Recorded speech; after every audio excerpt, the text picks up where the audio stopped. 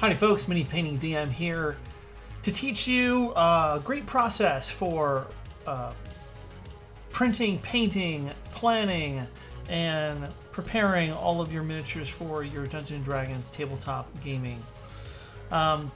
Today we have lots of miniatures here that are ready for painting. They've been primed, they are ready to go. Come on camera, focus down here. Whatever. Camera will eventually focus. Yeah, so lots of different things. We've got the player characters here that are part of the party. We have some giant ferrets, or I think they're giant. Yeah, giant ferrets. We've got some rock grubs. We've got some giant centipedes. We've got a sorcerer guy here who's really an alchemist / sorcerer. We got a bunch of various bandits. We have a skeletal mage guy. Pretty cool mini from Loot Studios. These are Whiz Kids. A lot of these are from Loot Studios. These are some intermediary studios. DnD is a woman. Loot Studios. This is from Hero Forge. And then down here, these are Artisan Guild. Oh yeah, Lizard Men down here at the very bottom. Anyways, we're going to be cranking through these. The campaign starts next Monday, so these miniatures that you see here represent the first 2 to 3 levels. I think it's first 3 levels of the campaign. The Sinister Secrets of Saltmash, which goes from level 1 to level 3. And yeah, just gonna kick in probably with the very first mini right here. It's one of the player characters. It's a halfling bard. The print came out really great. You can see a lot of the detail in her dress right there. And she's got a little instrument. There is a little tiny support bit that I did not clean off. Yeah, that's good enough. Cool. Alright. Got that off. With minimal scarring. Yeah, we're just going to jump into it. First couple of colors we're going to grab here. Hey Teshy TV, how's it going? First time streaming here in the art channel. I have been streaming in the Dungeons & Dragons channel, so figured I'd try something different today and stream in the art channel. See if I get more people watching what I'm doing here.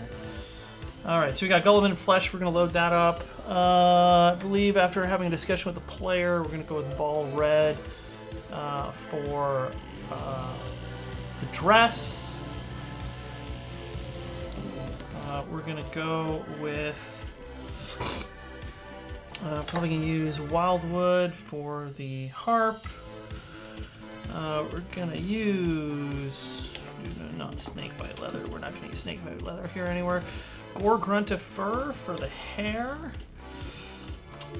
And Black Templar for her hair. Sorry, Black Templar, wait, did she say she wanted? No, she wanted brown hair, not black hair. We're going to use Black Templar still, though. I think I want to do a little rim on the dress. Haven't decided what color I want that to be. Ooh, the shoes. What color should I make the shoes? Well, we'll figure that out when we get there. A few things that I like doing when painting a miniature like this, just to save time. I do like to make sure to put any, and these are pretty plain bases, purposefully. I use Citadel Contrast, texture paint for the basing. So I like to get that on there early, so that way it's dry by the time we get to the basing step. When we're speed painting this many miniatures, we don't want to waste a whole lot of time waiting for stuff to dry. It's the best you can do to sort of get steps like this out of the way. So that way it's dry by the time you finish the rest of the model. And, you know, this is a really tiny model, so the base still might not be dry by the time we are done with the model. It's going to go that fast.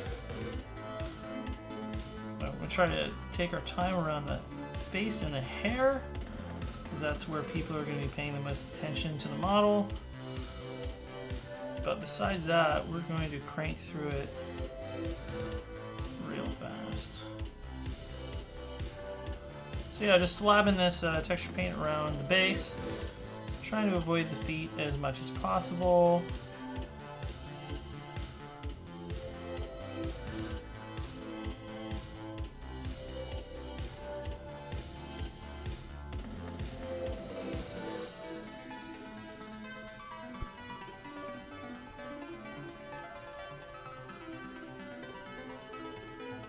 Go. I like to make sure there's a nice build up near the edge.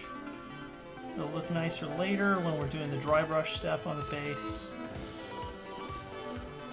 We're going to throw a wash and then a dry brush on the base to finish it off. Alright.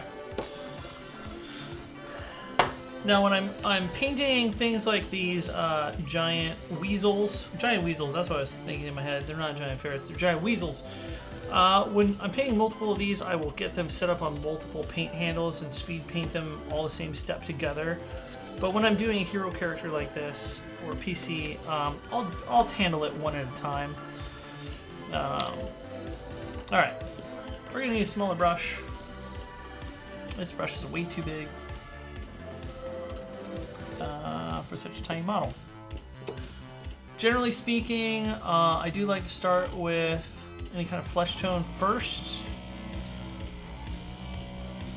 and then go from there.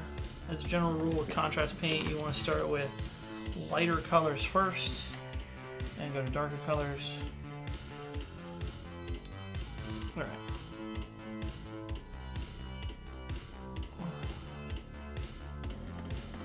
Make sure to pick out our ear.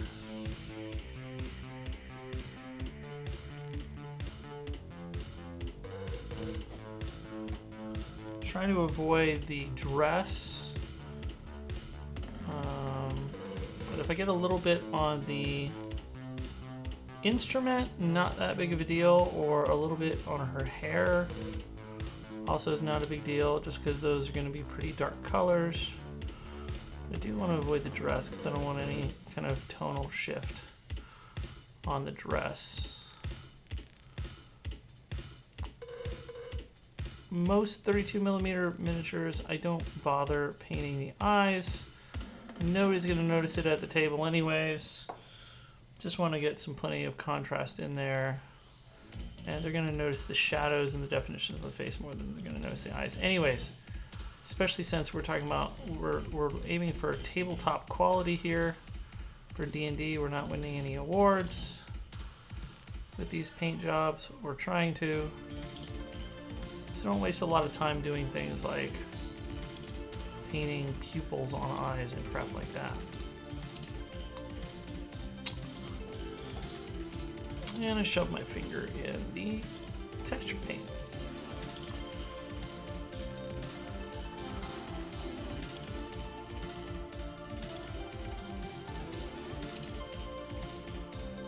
Alright.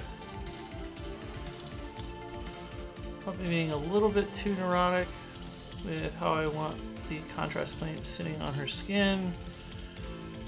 I just want to get it on there. Let the contrast paint do the magic. But I also don't want a lot of odd pooling or anything like that.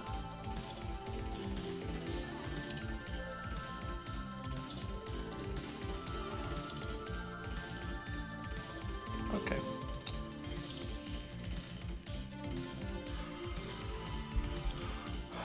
All right.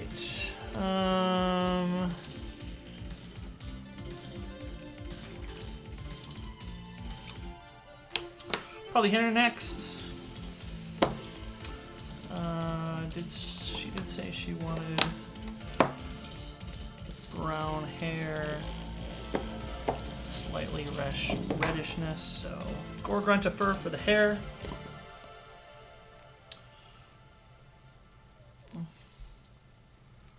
Now with hair, I always try to sweep in the direction of the hair. Sort of helps with contrasts, highlighting if you move the brush in the direction of where you want it to go.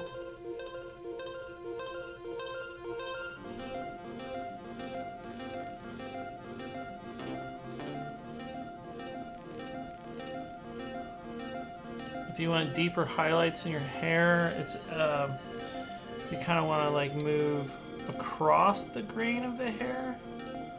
That'll help deposit the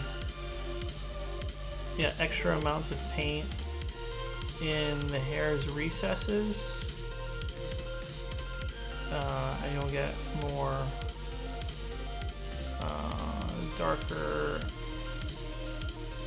You'll just get more paint in those recesses, which will give you a bigger contrast between the light and the dark areas.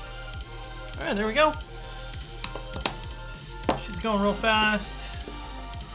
Red paint up next, all red.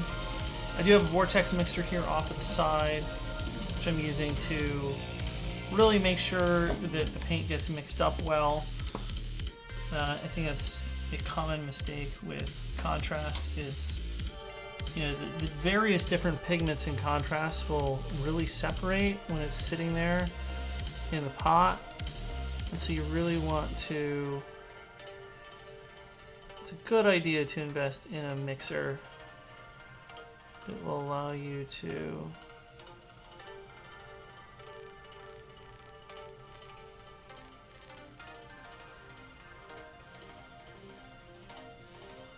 oh man, that is very subtle contrast, but it's good. It's good. I think when it dries, it'll be more obvious. I haven't really used this particular paint much.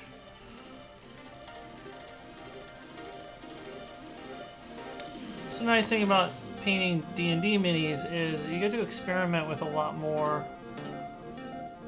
paints and getting different effects and colors, especially when you're painting like real interesting monsters, or, you know, in this case it's a player character and they've requested a very specific color for their model.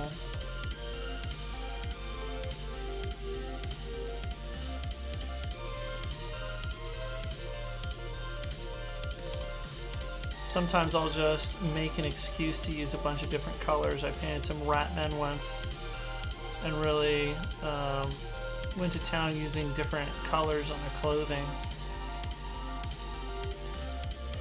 Did that with a group of ogres too.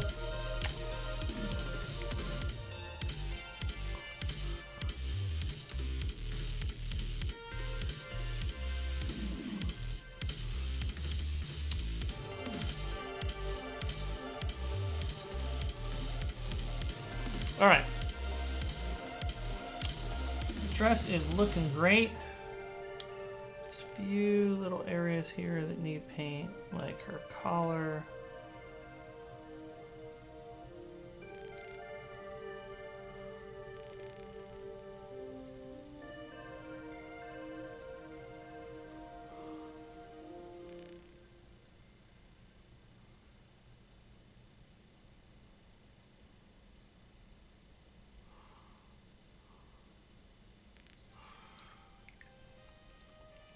All right, that's great. Yeah, that's a real nice subtle contrast.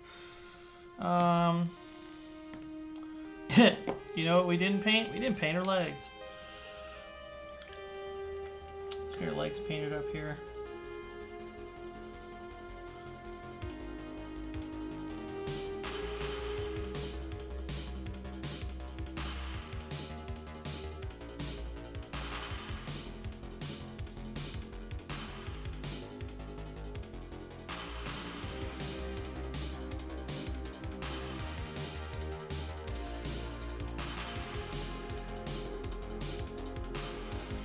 You know, I'm thinking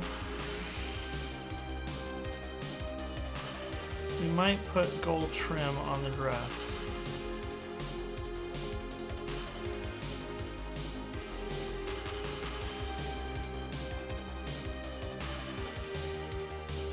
Think I like that.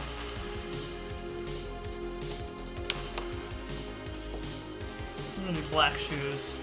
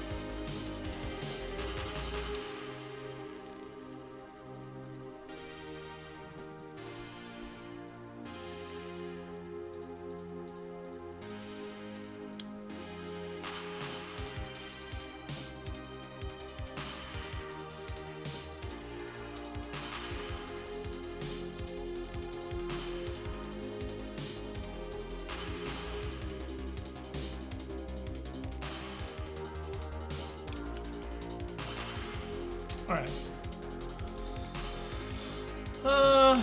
I think it's looking good. Let's switch to our wallwood.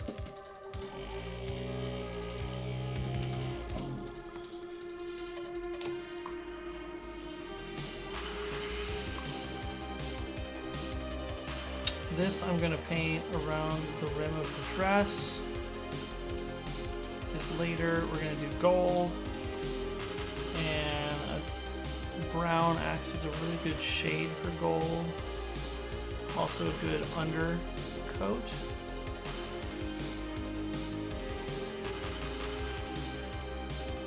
This is going to add a richness to the gold. That's all.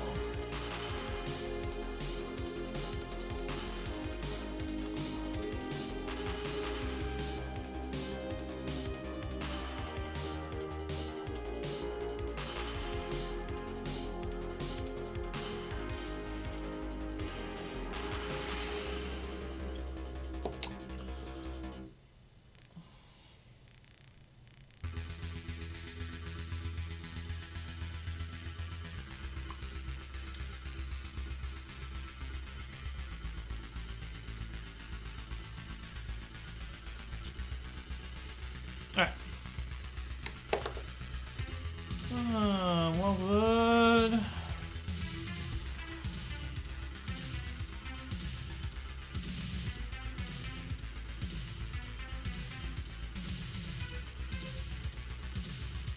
I highly recommend, if you are focused on getting speed out of your painting, I'd highly recommend you find some music, whether it's the kind of stuff I'm listening to here, or maybe you're more of a rock or an indie kind of person. Doesn't matter. Find some music that has a good driving beat to it.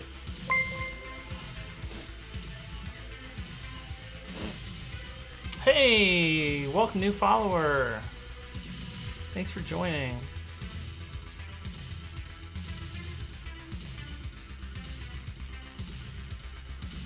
But yeah, you definitely, if you have a nice music that has a good driving beat, it'll keep you moving forward.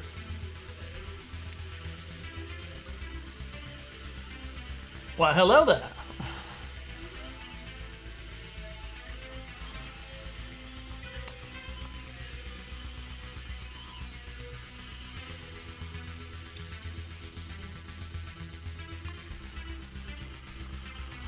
Alright, I think what I'm gonna have to do is just YOLO it with the strings here, and then I'll go back later and very delicately with like a gray paint repaint the strings. I think it's going to be the most pain in the ass part of this paint job. She's so tiny.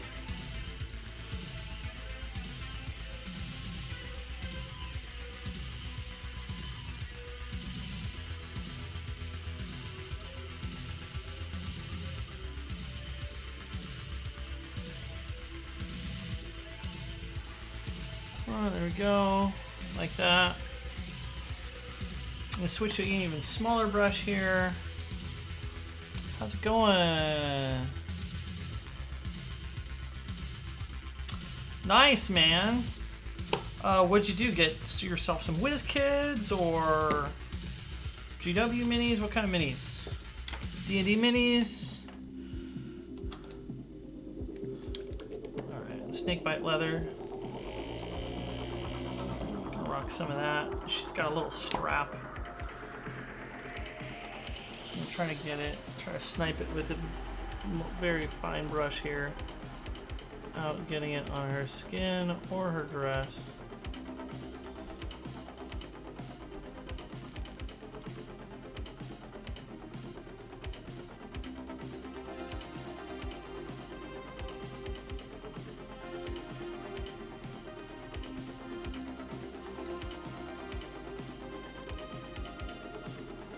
Boom.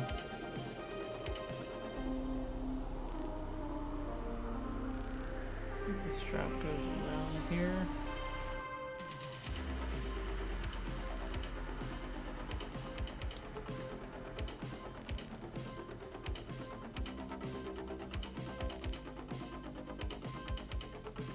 Ooh. A bunch of stuff off S, including 75mm Ogre King and Succubus and Incubus by WizKids from Amazon. Nice, dude. Yeah, WizKid minis are great. I mean, these guys right here, these are WizKid minis. I do a combination of 3D printed stuff and WizKids. But like these bandits, I think this is from their, they have like a collection of like townspeople. And it also includes some bandits and some other things. Like this guy's like an assassin spy kind of guy. So yeah, WizKids minis are great. I'll generally default to 3D printing before WizKids just because it's easier. But you know, there's some stuff that I just can't find 3D printing. So WizKids it is.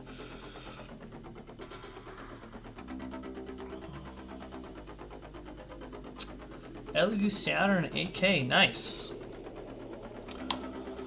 Man, 3D printing is so much easier than when I first started.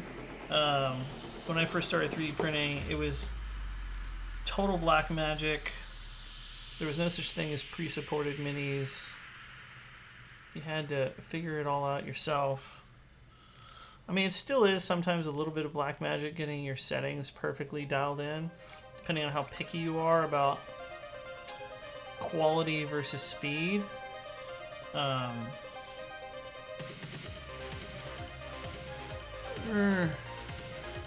Missed a little spot in there. There we go. So what kind of paints did you get? Are you trying the contrast, or you go with like Vallejo?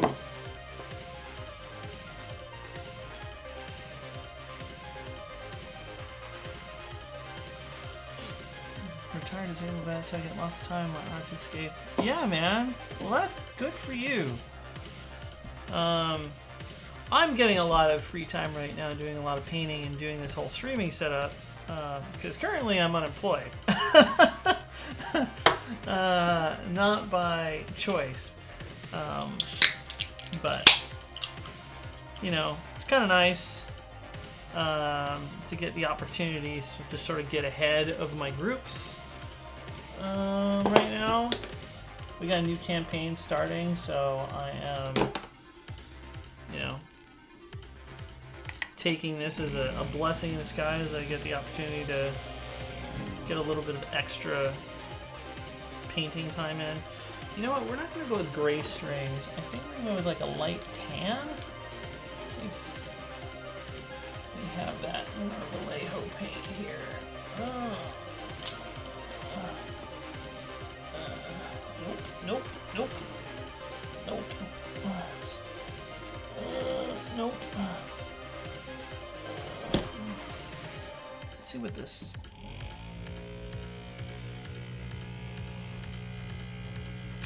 Got some Reaper paints, Vallejo, Army Painter, Speed Paint 2.0.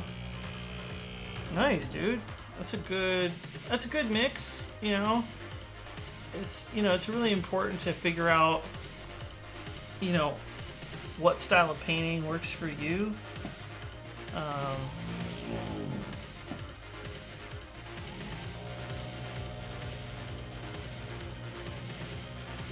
I really jumped on the contrast bandwagon really hard when they first came out, and I haven't really looked back ever since. Haven't tried the other competing brands equivalent, like those new the speed paints, but definitely love it with my, you know, Citadel contrast.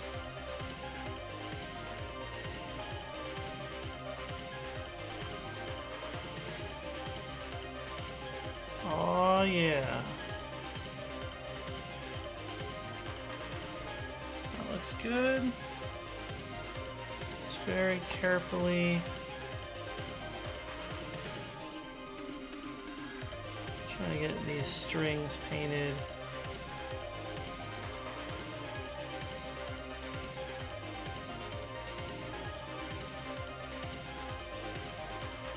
Like edge highlighting.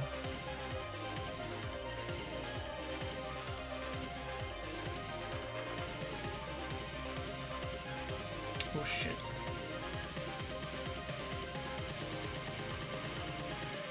That I didn't want.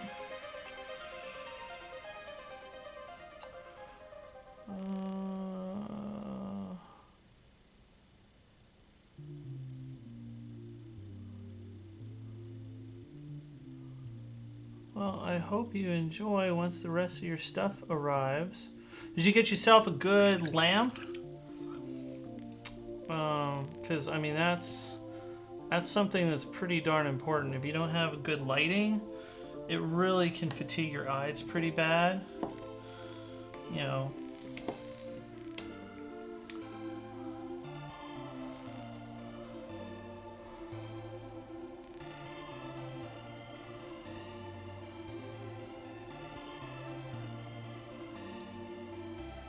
With us old guys, you want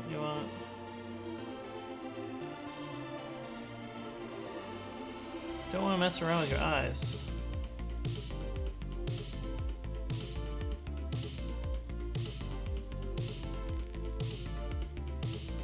There we go.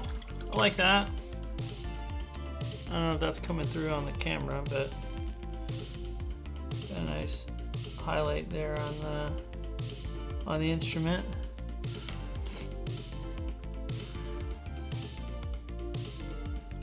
Nice. Yeah, one thing that's a tip, if you don't know this, but when you're using your wet palette, do not use your wet palette with the speed paints or contrast paint, anything like that. Any of these like fancy paints that are, you know, have multiple pigments in them and are designed to produce a contrast. If you use a wet palette with it, it'll mess up the formulation and you won't get the right effect. Now, you'll probably watch other people using wet palettes with contrast paint, and that's honestly a mistake. I don't know why people do that. So I just recommend, yeah, just use. I have one of these little dry palettes for that specific purpose. What am I looking for? Pink. There we go.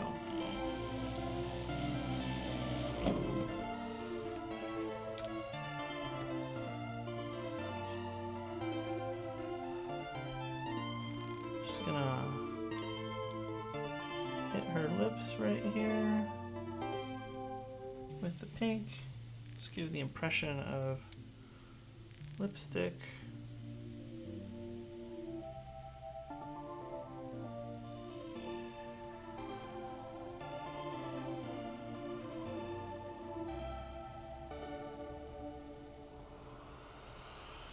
Whew. All right. I think I'm pretty happy where she's going. We just need to do the gold. Why do I keep closing my Vallejo case? All right. Citadel Vallejo Old Gold.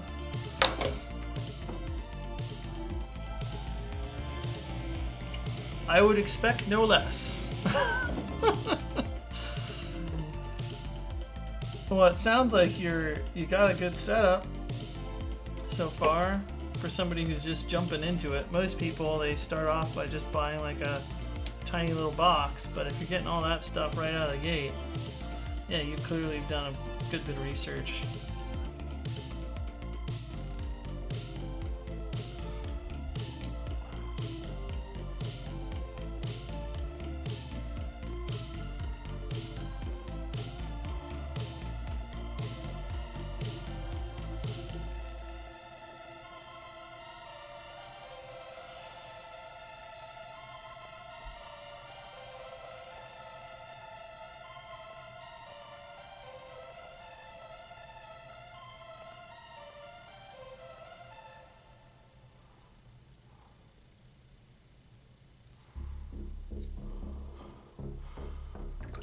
Go. Yeah, that looks nice. Looks real good.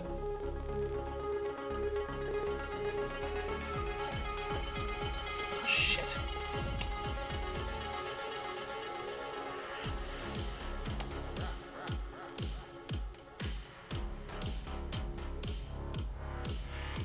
There we go. Woo!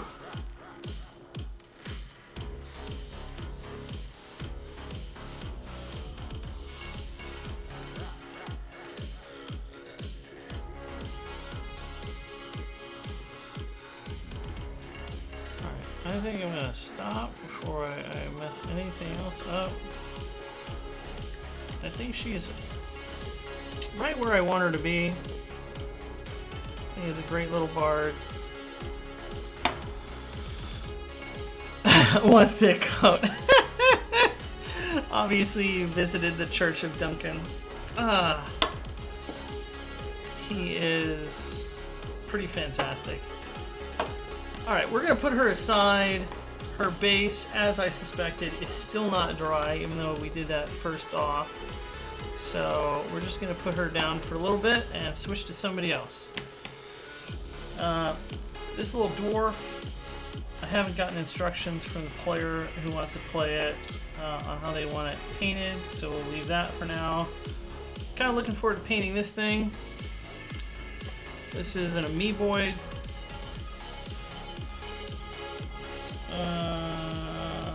Attaching it to the base is going to be challenging.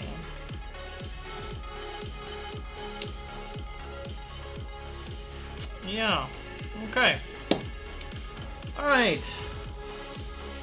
I know amoeboids, normally they like wear armor, and they have weapons, and that's usually how they're depicted in like the art and stuff. But the player character who wants to play this amoeboid absolutely fell in love with this model, so this is what I'm using. Coincidentally enough, it is a barbarian, so it wouldn't be wearing much armor anyways. What color do I want? I want like a purpley lavender color. What do we got? What do we got? Luxian purple? Sure, let's do that.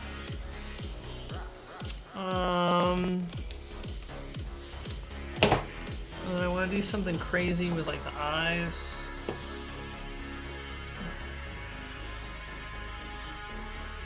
I found the guy who is DMing our upcoming campaign has a huge mini collection / addiction. Don't we all? Well, I guess not all of us do, but many of us do.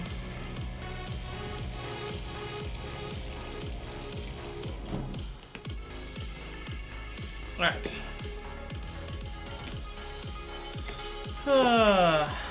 So yeah, this mini, we're just gonna grab a big fat brush, we're gonna go town.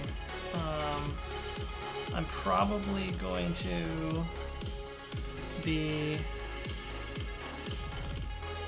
going and doing some After Effects with some dry brushing and other things, but we're just gonna get it painted up all over with a big brush. And this Luxion purple. I love this paint, this color. In retrospect, I wish I had printed this mini with a clear resin. I think that would have been really cool. But, mistakes were made.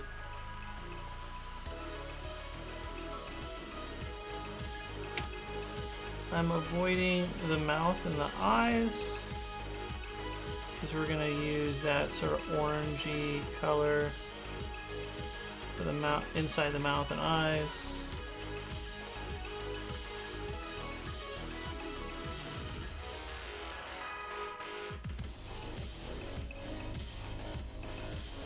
So call out the quote-unquote face of this thing. Gimlington the Gnome, Wizard Extraordinary, family member of the Order of the Drunken Gnome.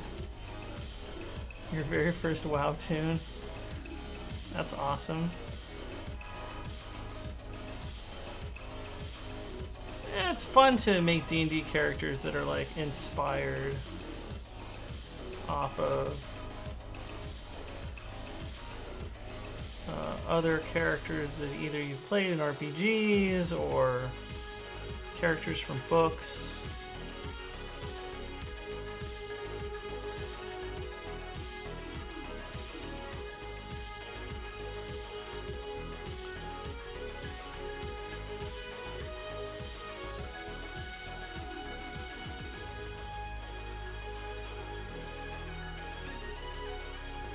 I once played a character based on a Wheel of Time character. That was pretty fun.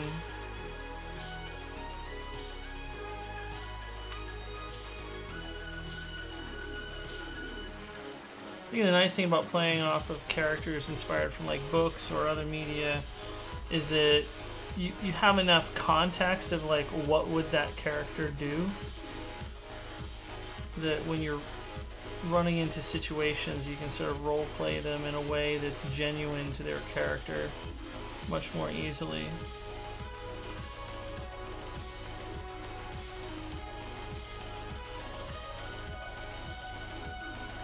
That's awesome. You guys playing 5e or Pathfinder or like what system?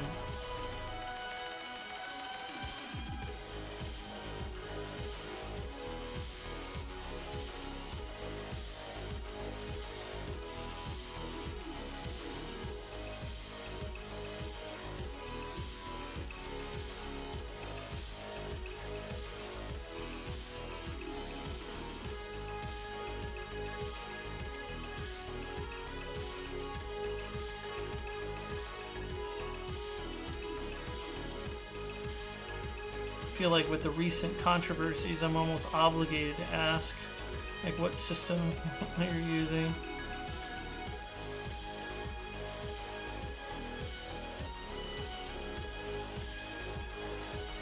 Yeah, okay, cool. You guys taking advantage of D&D Beyond? Or just all pencil and paper?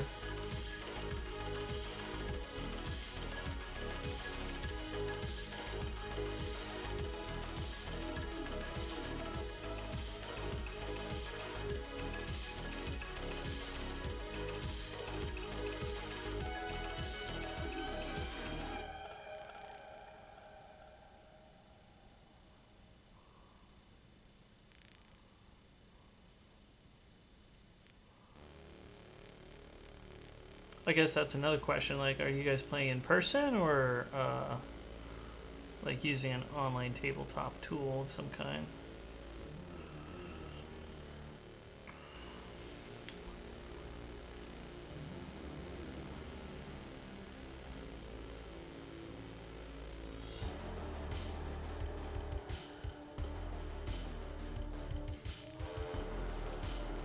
Oh, this mini has painted up so freaking beautifully with this paint. Love it. Cole's gonna love it.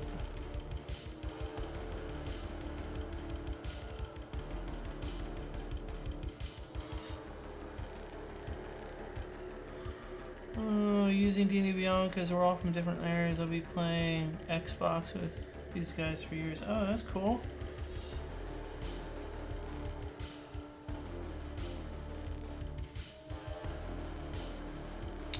Yeah, it's awesome. Like D&D Beyond just launched their own virtual tabletop, which is cool too. I mean, you could run a whole campaign on D&D Beyond now.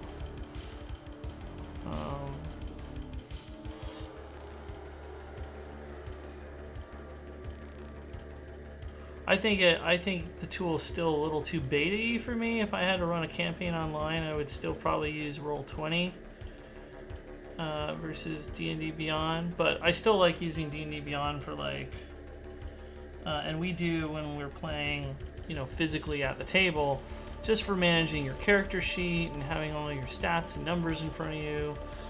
And, you know, making sure that you're following all the rules with your level ups and blah blah blah blah blah. I also use the encounter tracker and that kind of thing.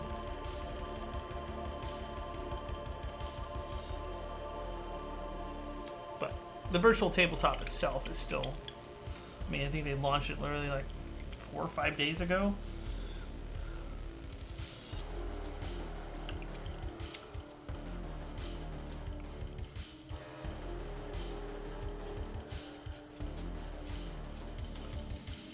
All right. Woo! Go contrast paint. I told him I'd paint my own mini and FedEx it to him.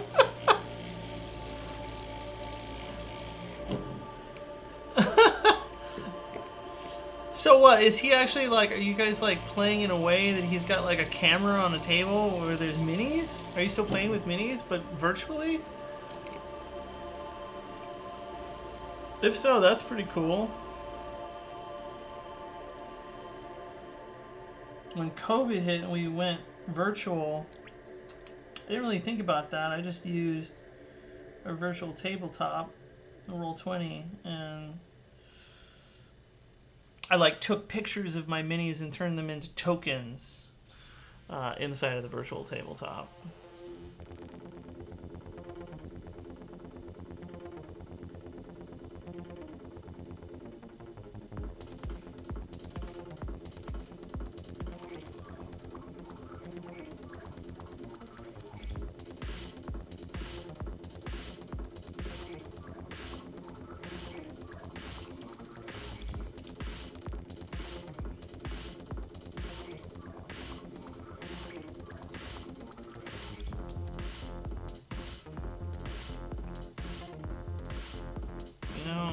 That's creepy enough. I think I want to make this other face also have the orange bits. This is, by the way, a really great trick with contrast paint. I assume it works with, you know, the speed paints as well.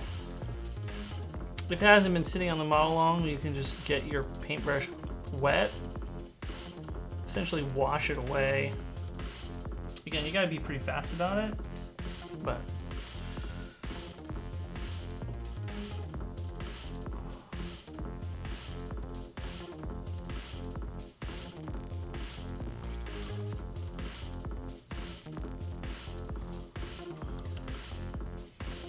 there we go.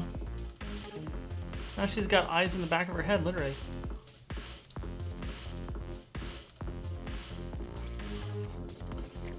It's the barbarian sense. Plasmoid barbarian. This is gonna be freaking weird.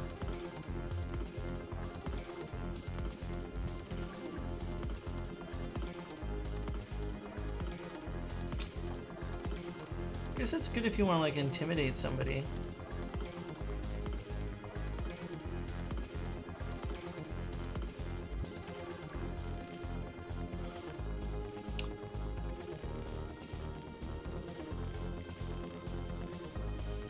There we go.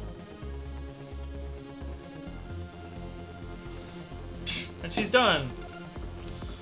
Okay, put her down. Let her start drying a little bit before we do the base rim. We all played Ark Survival together while DM was our game master. You know, it's funny. That's literally what I do for my friends too. I run various servers when we're doing game night, but I guess my game night friends aren't the same friends that are also my D&D friends. Different friend group, I guess. I mean, there's some crossover. At least there used to be, but one of the one that I gamed with all the time, he ended up moving to Texas just recently. So sadly, you know, still gaming with him online, but not really part of the D&D group anymore because him being remote. But he is sort of a good helper now in terms of D&D. I bounce ideas off of him, things like that, which is pretty fun. All right, what are we doing next? Let's crank through these giant weasels.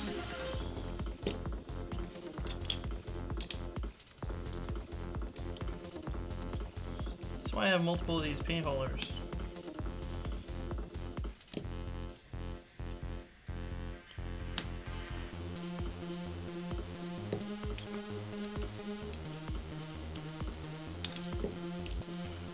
Again, we're going to start with the basing material because we want that to dry as soon as possible. Let's get these out of here. Let's put some of these brushes over the side.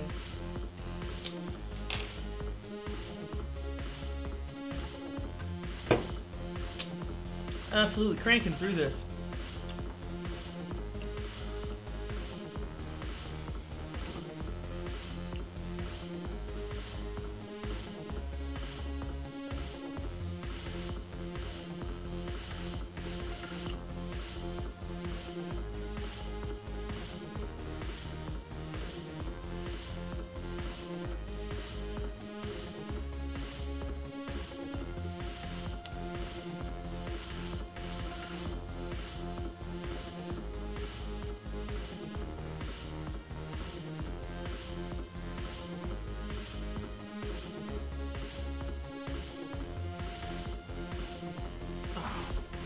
Helps if I stay on camera. Sorry about that. Still getting used to all this streaming stuff.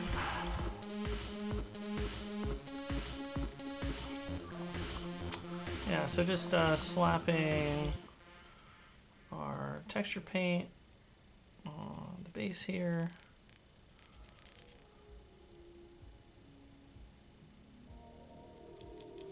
Try not to get it on the model.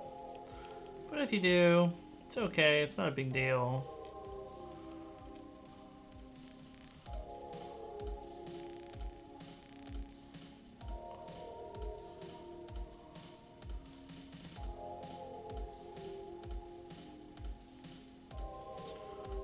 Wild animal's gonna get mud on their feet, you know?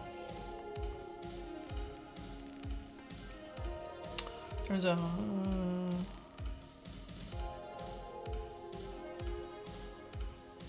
Nice. Yeah, I've tried the homebrew world thing before. You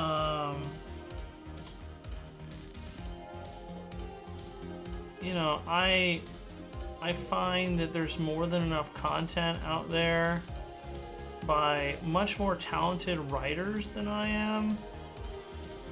I mean, I'm good at improv and I'm good at you know, going with the flow and the punches and running a module and doing voices and making it really fun.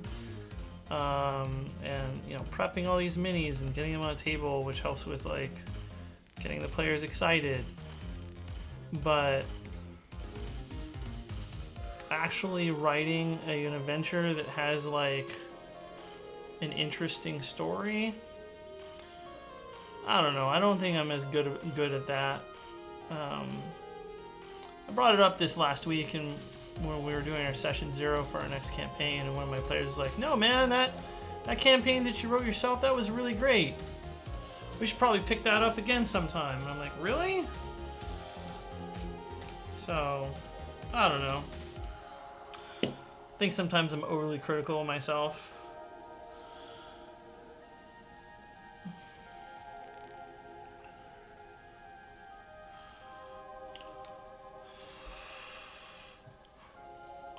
But, again, I think that there's plenty of really good modules that are written by other people.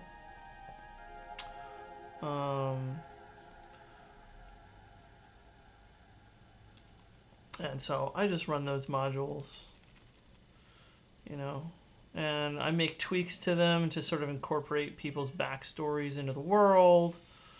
I make the events of one campaign canon for the world that I'm running.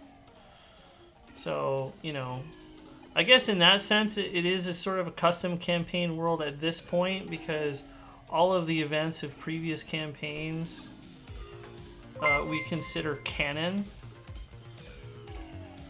Hey, welcome, Ryan. Thanks for following. We are closing in on my follower goal.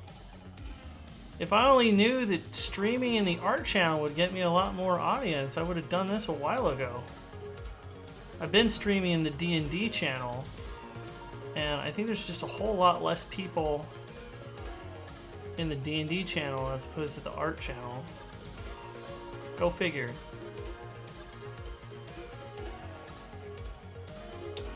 Yeah, thanks for following.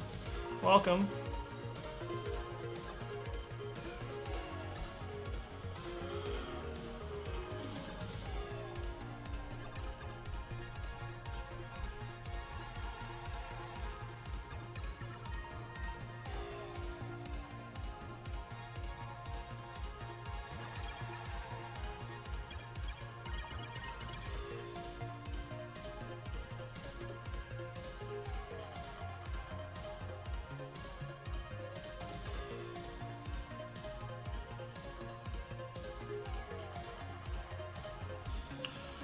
Alright, cranking that out.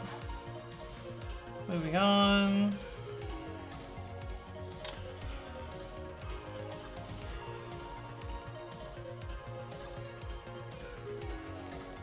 Okay, so I have a theory. True artists tend to understate their talent. Well, you know, I mean, I think there's some truth to that in a lot of cases, right? Whether it's art or it's, I think there's an official psychology term for it. Actually, I know there's an official psychology term for it, but I can't remember off the top of my head. But yeah, like the more of an expert you are at something or good you are, the more critical you are of yourself. And the less skilled you are, the more that you think you're freaking amazing.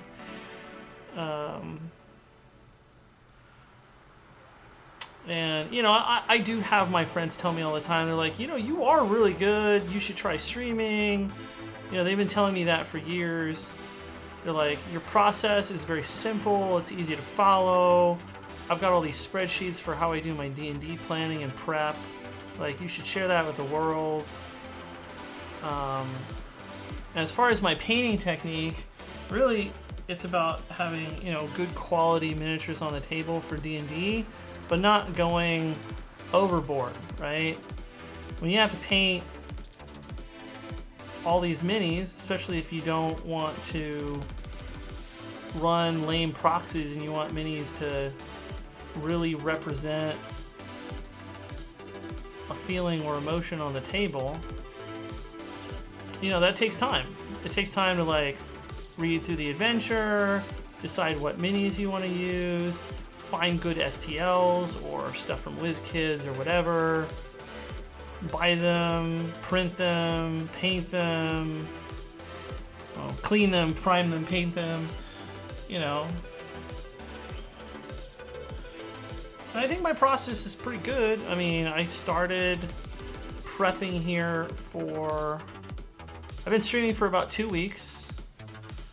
And right at the beginning of streaming is when I was starting the prep for... I wanted to make sure the whole process was captured.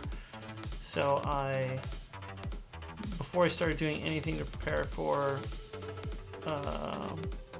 this campaign, I made sure to get all my streaming set up, and I prepped all the prep, including all the mini planning, deciding what minis I wanted to print, my spreadsheet process on planning, all the stuff that I do in Legend Keeper, stuff I do in DnD Beyond, like all of that stuff has been on stream.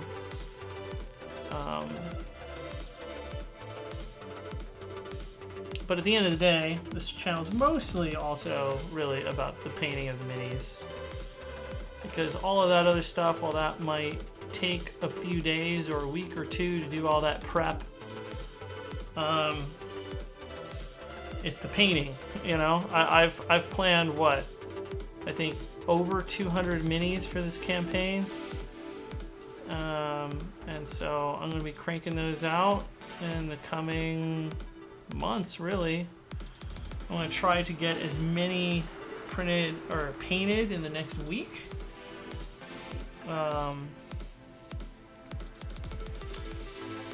Because my girlfriend is out of town and I am completely left to my own devices. So I'm going to paint for many, many hours a day, probably, with some gaming in there. But yeah, I'm going to try to get through at least all of these this week, which I think is a totally reasonable goal. As you can see, I crank through stuff pretty fast. Some of these things, like the giant centipedes, the grubs, the weasels, these things are going to go ridiculously fast. Oh, well, I mean, my players do know how to paint. One of them does, anyways. I did teach my girlfriend how to paint as well. But the problem is I don't want to spoil content for them, right? I mean, it's like, here, paint this giant centipede. Well, then they know they're going to be facing a giant centipede in the campaign. And, you know, I don't want to spoil stuff for them. Yes, Ryan, these are giant weasels. If you're curious, they are from. Give me a second. Let me pull up my spreadsheet. Ghost Saltmash mini planner.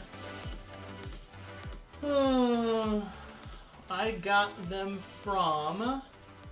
If you go to My Mini Factory and you search for Vesna Sculpts, it's a weasel set for $6. It's got various weasels in different poses.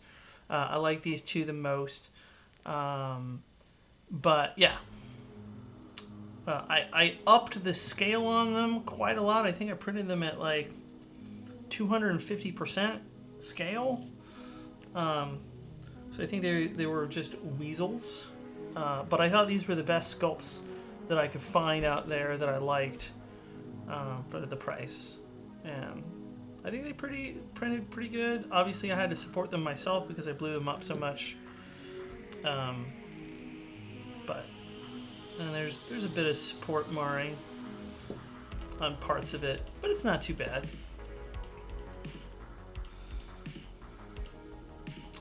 Have them paint for the other campaign. Yeah, so to your point, I am running 2 campaigns. I run a Wednesday campaign for my niece, and I run a Saturday, which is now moved to Monday, campaign for my friends group. And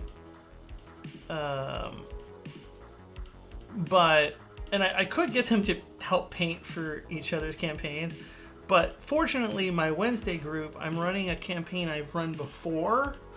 So I have all the minis totally ready and printed and painted and everything. So It's the Lost Mines of Phandelver. I'm thinking about transitioning it into a Shattered Obelisk campaign, because that campaign just came out. But if I do that, then I'll have more minis to prep. So I'm at kind of an impasse there myself. All right, so for these weasels, I'm just gonna go with Gorgonta Fur. We're just gonna do that all over. I'm gonna try to leave the nose. Well, we'll start with the nose. Put a little pink on the nose, a little magenta, a little cute magenta nose. Actually, no, that won't work well.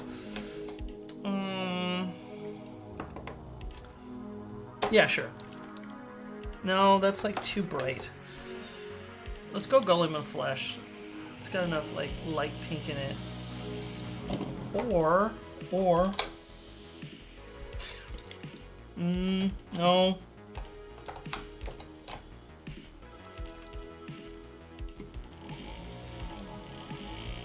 Yeah, here's what we'll do. I'll do Vulpus Pink with a little bit of contrast medium so it gets thinned out and it's really light.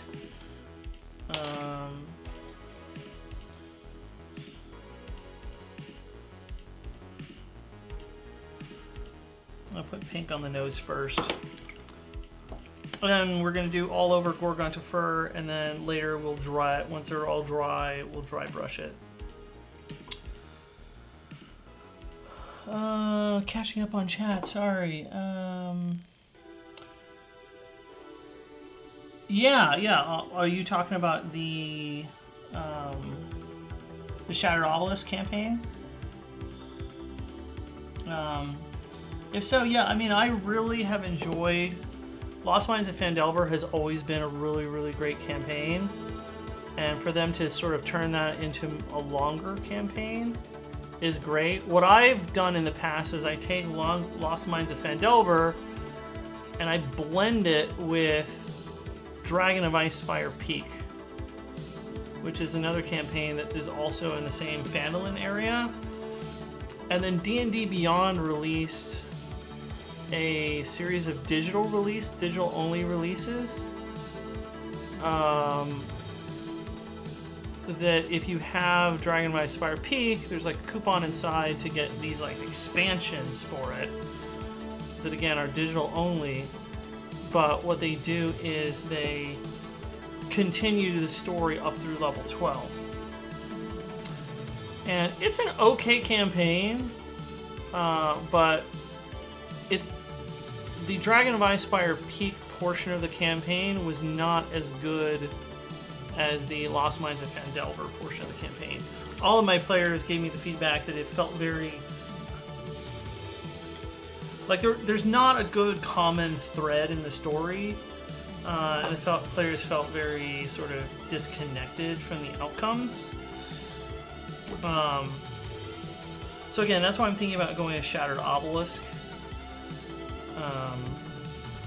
Just because I think that, I mean, I've glanced at it as a book, and it seems like they took the bones of Lost Mines of Phandelver, they improved those bones, so the content that, like all of the content from Lost Mines of Phandelver is in there, which is sort of 1 through 5-ish, or 1 through 4-ish levels.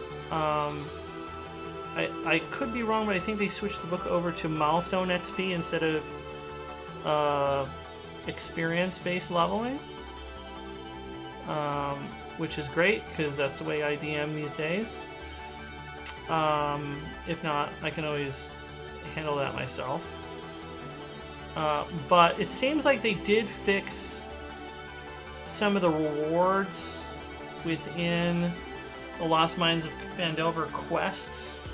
Some of the, like for example, there's this one place that I just recently did with my group, and like you do some stuff and you fight some spiders in this one place, and you're like rewarded with this relatively hard fight where your players' levels are at the time.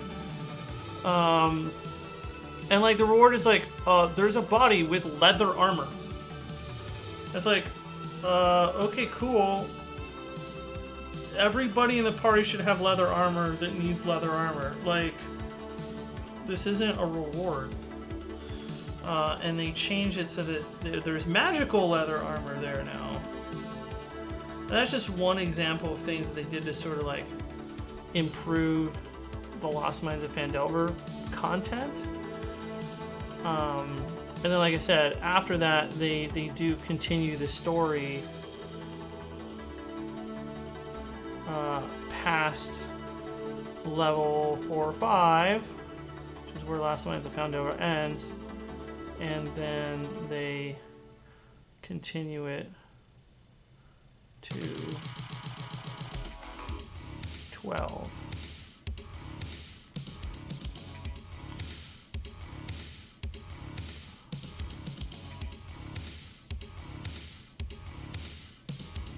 Sweet. Good looking weasel.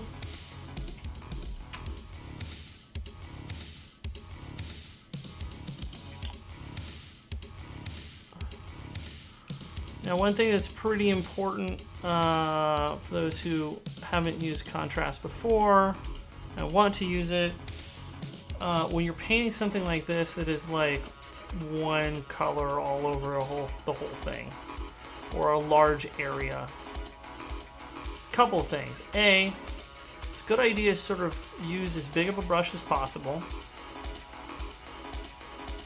2, you kind of, like in this case, because it is a furry creature, I'm moving my brush in the so that way if there's any like brush strokes, it looks intentional, because it gives like extra simulation of more hair detail that is otherwise not there in the model. And honestly, this model does have a lot of very subtle texturing that contrast paint helps bring out that you wouldn't get if you were painting it with acrylic paint, because it is so subtle that the only way you're going to see some of that is if you're painting with really, really thin paint like contrast paint.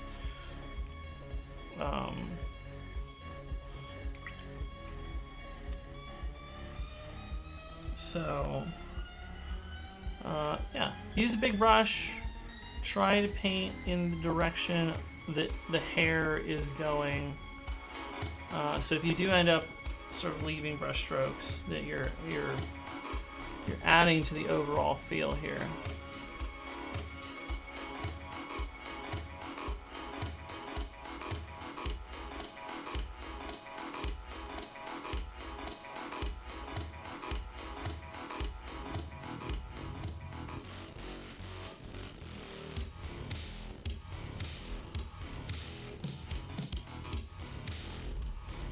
Also, you want to make sure that if it is a large surface area like this, that if you stop at any point, like I did there, you know, I stopped at a natural crease point on the model where either like his neck or a place of muscle, anywhere where there would be a natural shade point is where you want to stop any brush strokes. So that way when you pick it up later as you're continuing to paint the model, if you end up with an area that's extra dark, it's okay because it's in those recesses.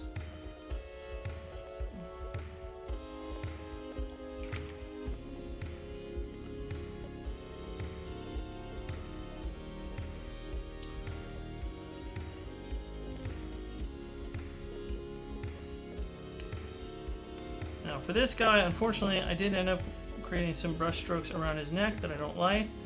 So I'm actually adding more paint, and it's gonna help sort of smooth some of that out. I think I'm making it a little bit worse now. So I'm adding a little bit of water.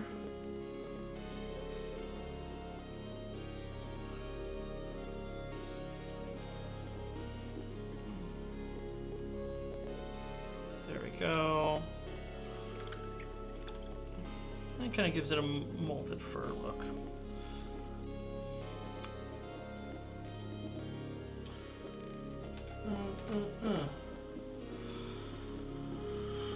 All right, cranking through these guys.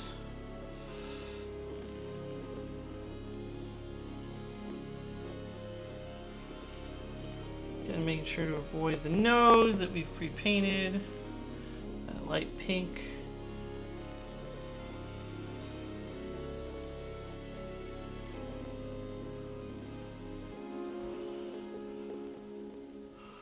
As a general rule, if you want to avoid sort of the mistake that happened with that last guy with contrast paint, the faster you paint, the better. But if you want to like slap this stuff on quickly and ideally not mess with it, it's when you mess with it that you end up sort of like with weird blotchiness because part of it dried and you moved your brush across that same area and now you've got like a weird line of some kind. So if you can cover an area quickly, ideally with as few brush strokes as possible, the better. Another reason why using a big brush when you're painting big areas is also wise.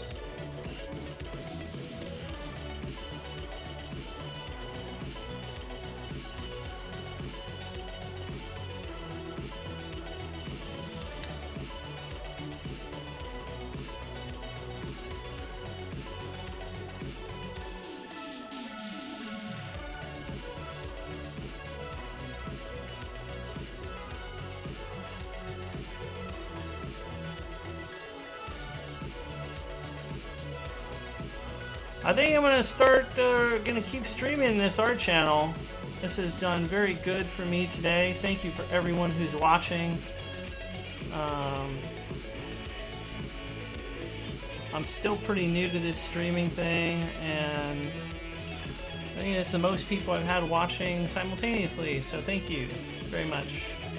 Hope you are enjoying watching the paint jobs I'm throwing down.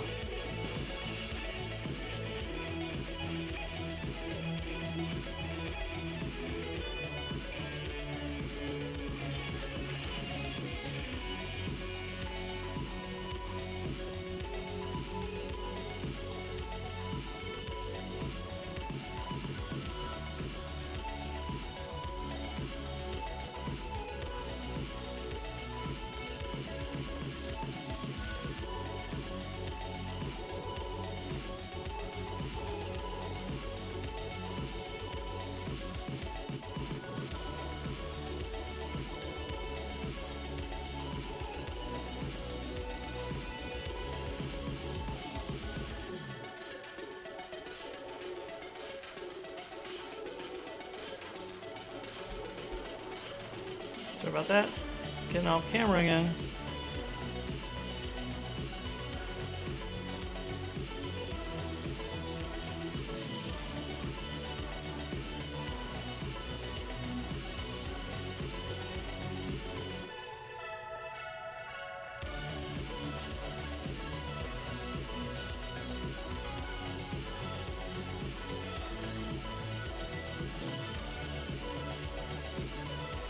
Now these guys might look a little bland with just this one contrast paint all over, but when we go to dry brush them later, we'll get a lot more life in them. So don't worry. It'll look a lot better once we give it the full treatment. Okay. Yet again, going quickly. Things are getting painted faster than our bases can get dry. So, I'm going to take these guys off the bases.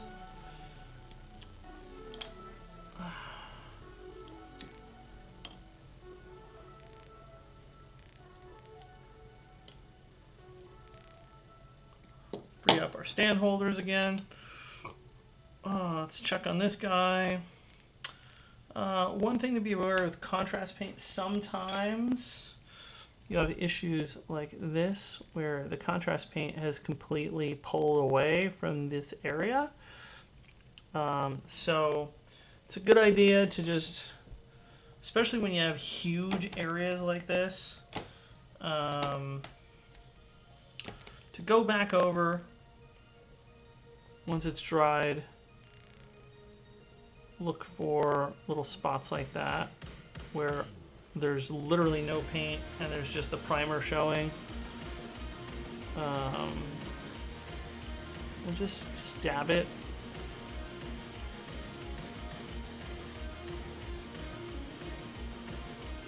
I find that allows it to blend in with the surroundings. You don't kind of want to paint on, because then you might end up with an area that's really dark in contrast to the surrounding areas.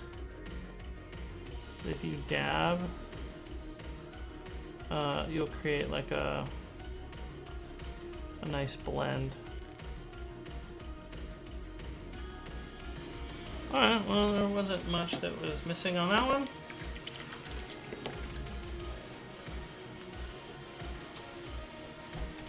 Alright, let's see how our Bard is doing.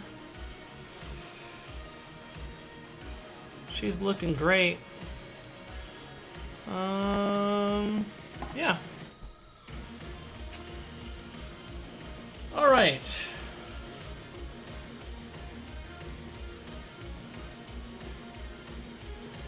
What next?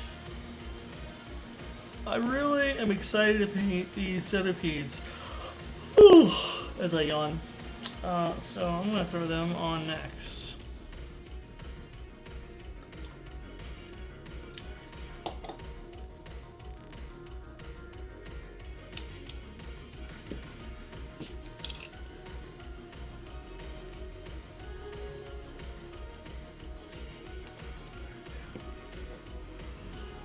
Yet again, we want to start off with our texture paint, get that going as soon as possible.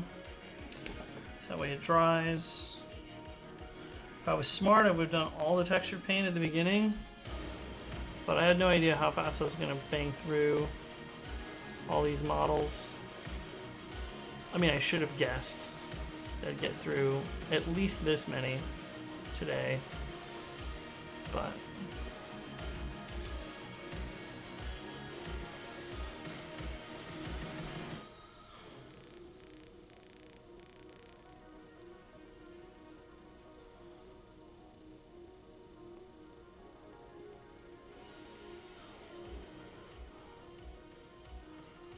if you're less under the gun as I am here to get these miniatures painted, I would even recommend doing the basing step before you do anything. Like immediately after priming, put your texture paint on. Reason being is, again, you just can let it sort of sit overnight. There are pros and cons to this though, because, you know, as you noticed, for those who are on the stream where you go back and view the VOD, when I was painting the halfling, I was having to be really careful with her shoes. When I was painting her shoes, not to get that black paint on the base. So I mean, there is a bit of a negative of pre-doing the base like this, but there's a lot of satisfaction of just being able to pick up a mini. It's already had the base, at least the texture paint done on the base, and just being able to just go to town painting it, and not really think about the base.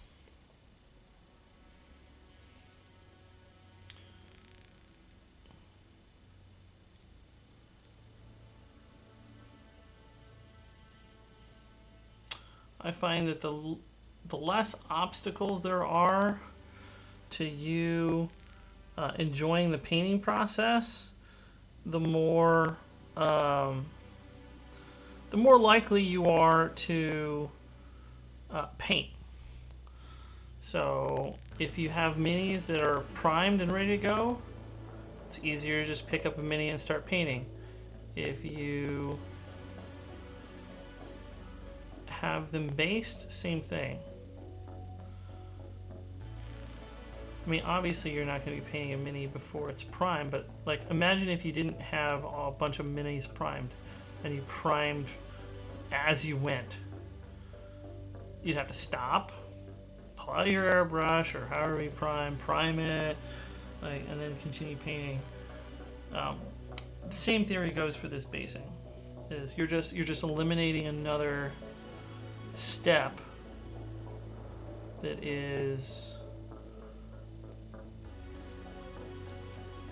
not painting as much as it is a technical step.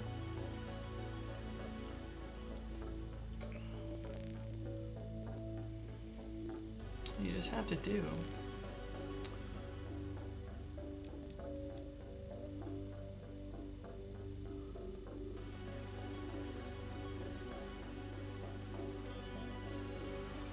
Now, whether you're painting a Warhammer army or you're painting for D&D, it's a good idea to try to base your bases as cohesively as possible, like with the same sort of style. I do have some variations that I use. If it's a creature that is commonly found underground, I'll use more of a gray rock for the base.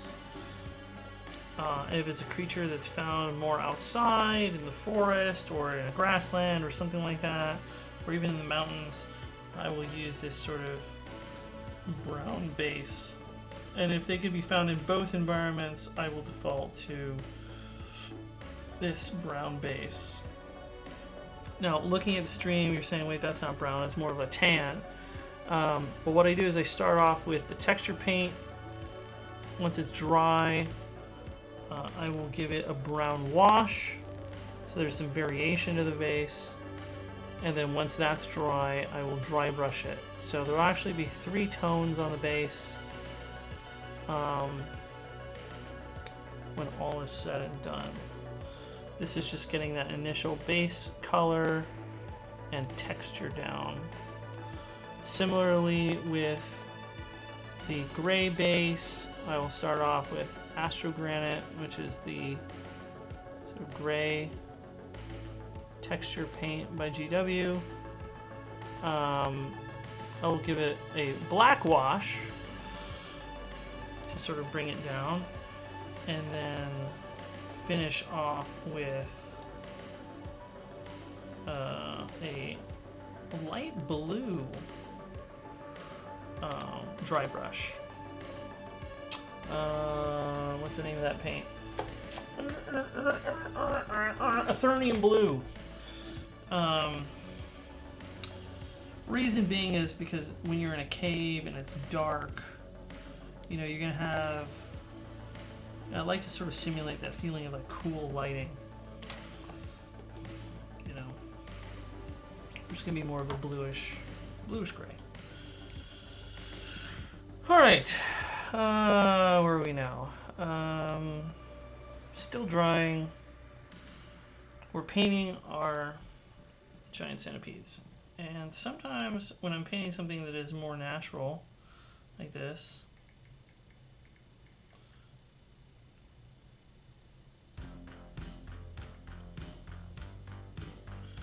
I will look to nature for inspiration on colors.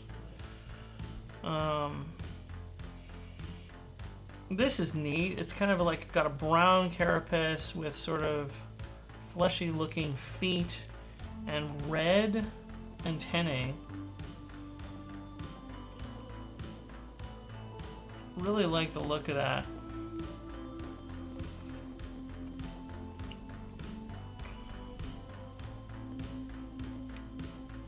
Yeah, I think that's what we're gonna do. So, the paints I'm gonna use, we're gonna use Dark Oath Flesh for the feet. We're gonna use Cygor Brown contrast paint for the center body. And then we're gonna use Blood Angel's red for the antennae. Boom.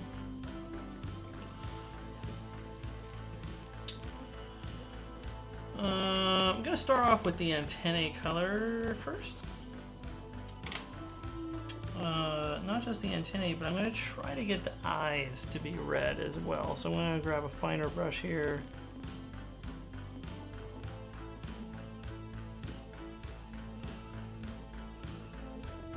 Try to hit our eyes.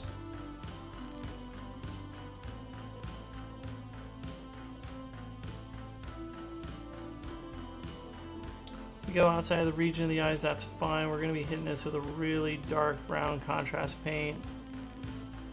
Not a big deal.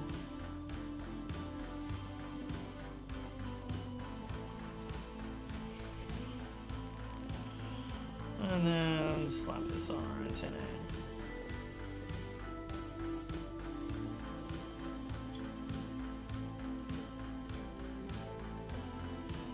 Should I do it with the bottom antennae too? Let me check our reference photo.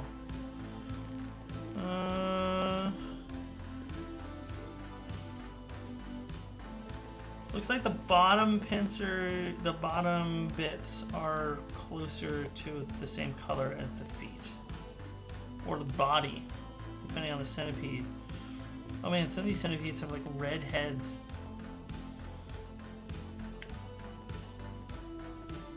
Nature's badass. All right, we're gonna do the bottom same color as the feet. That's my decision. Okay.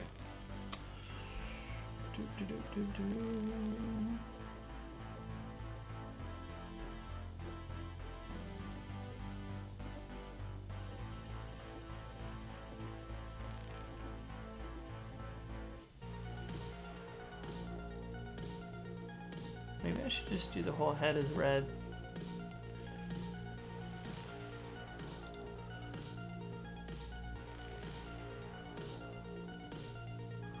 You know, I like the idea of the whole head being red, now that I think about it. It's gonna be really hard to paint those, keep those eyes protected when I'm painting and make the eyes stand out. So if we just paint the whole head red, I think that's gonna serve our purpose.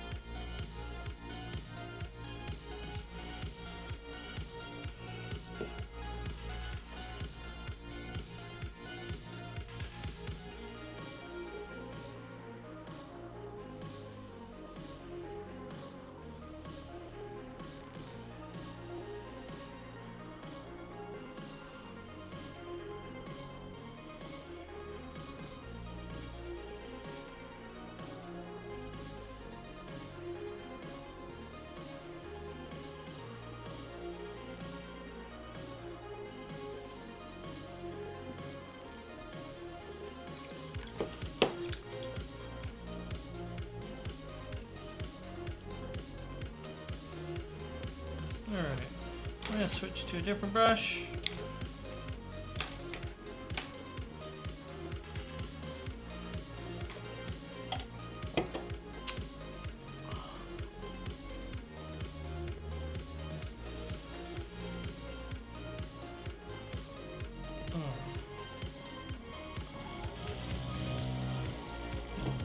Gonna do the feet next.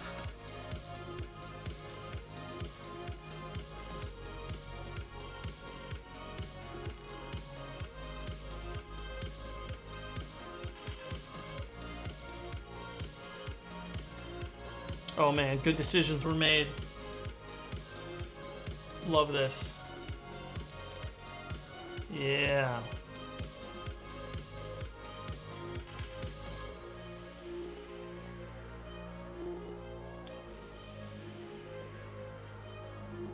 I'm gonna paint this rock like a gray color. Just get a little bit of this on the rock. I'm not so concerned about it. I get a lot of it on the rock. Also not super concerned about it. Point of this is we want to try to get as much on there as possible. So that way we get some good contrast in our pincers.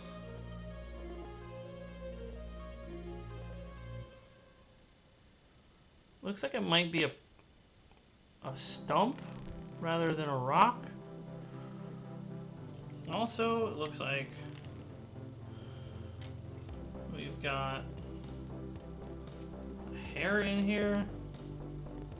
Ow. No! Crap. Well, in trying to get that hair out, I just busted in an antennae. Now, if I'm lucky, I'll find it. If I'm not lucky, we will have a bug that is missing an antennae. Fuck.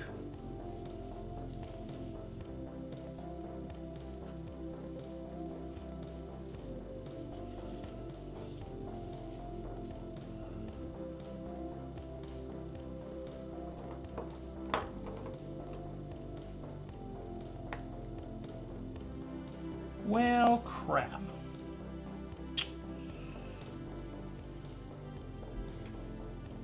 Moving on. Not gonna cry over broken antennae or spilled milk.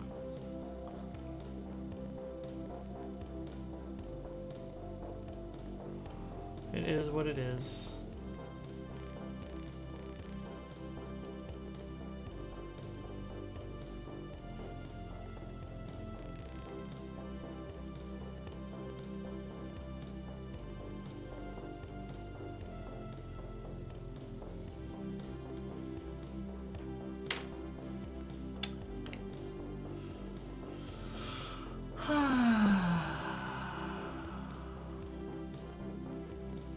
Oh.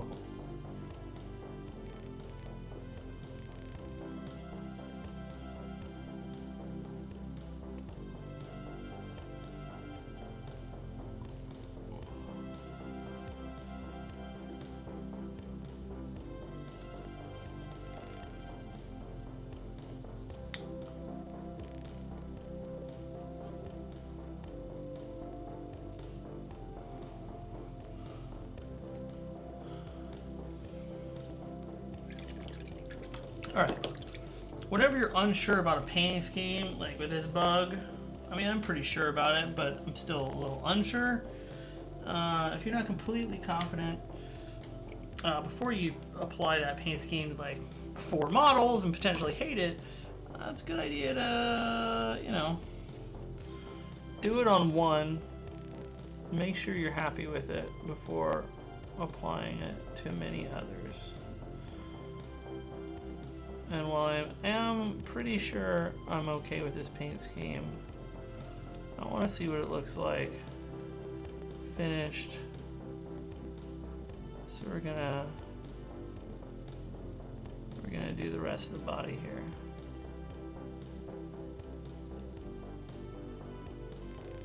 And so far I can tell you I'm super happy with it. I think that looks amazing. It definitely, like, a beautiful thing about this paint scheme, and you really have to think about this a lot for Dungeons & Dragons, is how is it going to read from afar, right? Because you got players that are sitting at a table rolling dice. You really have to think about how is it going to read in dining room lighting conditions where the players aren't putting their face right up against the model. And when you are painting, assuming you're being smart, you're probably painting with a really good lamp. Because if you're not, you're going to hurt your eyes.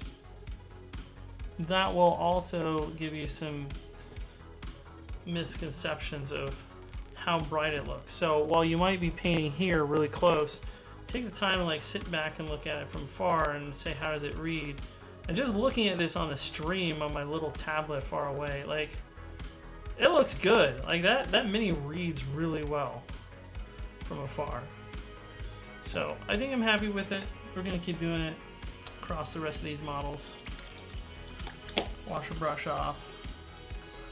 And go back to the lighter color for the legs. Dark oak flesh.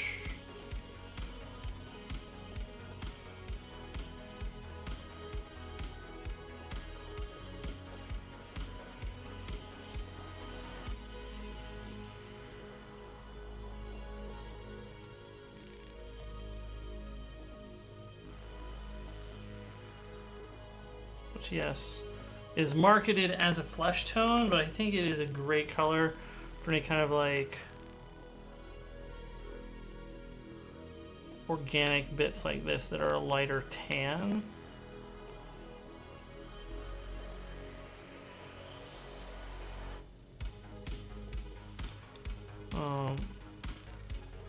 Sometimes you need to think outside of the box in terms of the Citadel paints and what they're quote-unquote designed to be used for.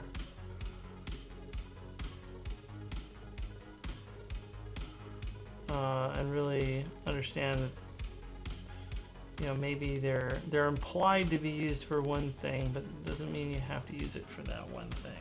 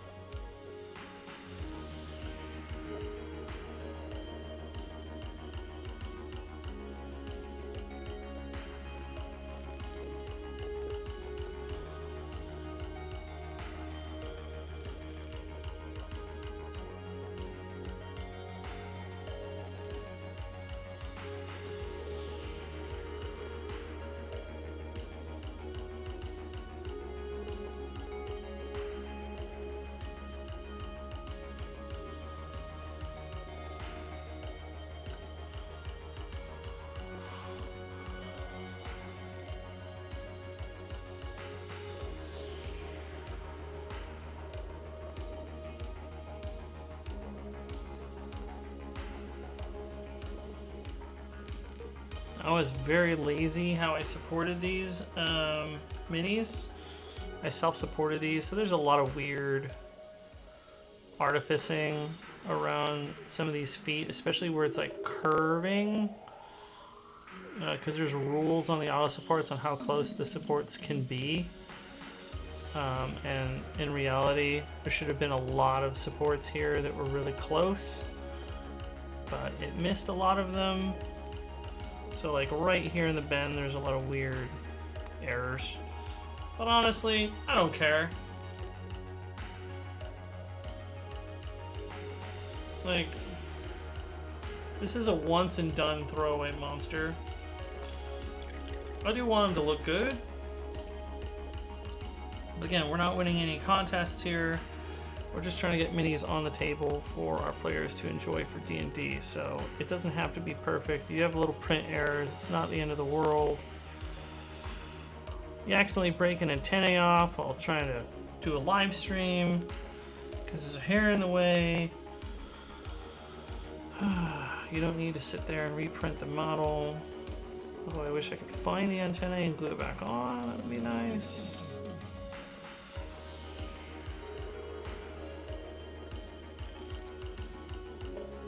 Once I clean up my area, I might be able to find it. In which case, I will glue it back on.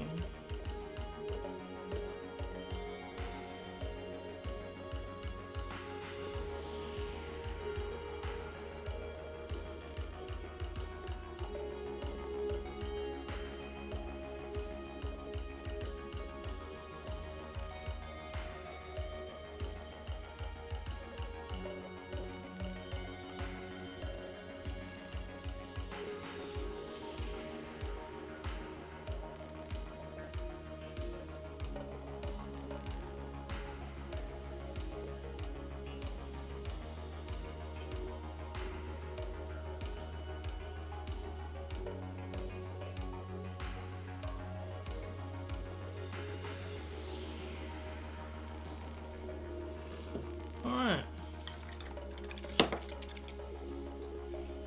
Buggy boys are getting done.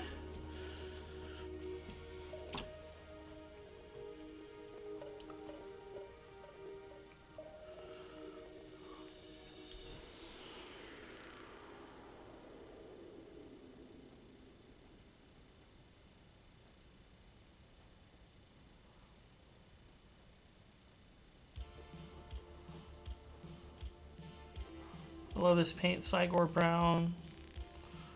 Cygor Brown, along with Wildwood, it is really important for you to shake them well. Also, make sure you go over the area in just one pass with either of those two paints.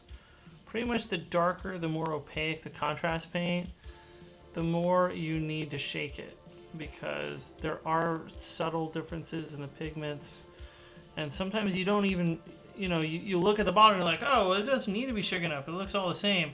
But no, you need to shake it as much, if not more, than some of the lighter paints. If you want to make sure that you get some of the lighter pigments and the darker pigments, and you get the contrast working correctly. Also, again, you need to make just a single pass over the area. Don't fuck around with it. Don't move it around. Let the contrast do its job in terms of like separating and then giving you areas of dark and light. I did get some of this brown on the rock here. Or I guess it's going to be wood. I'm going to probably paint it as a rock, because the centipede is brown, and then there's wood that's brown. It's all just going to look brown.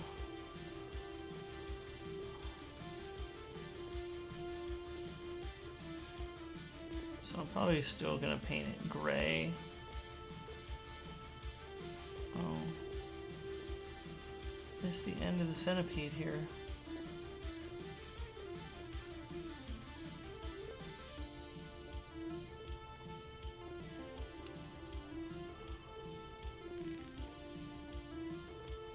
Well, I see part of it is a rock and part of it is a plant.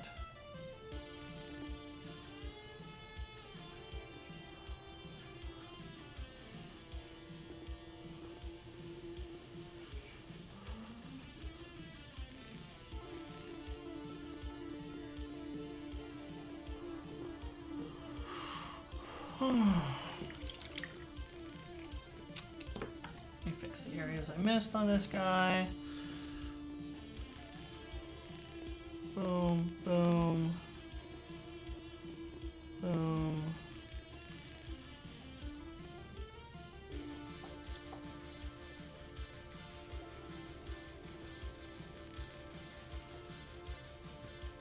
So I'm gonna mess this up here.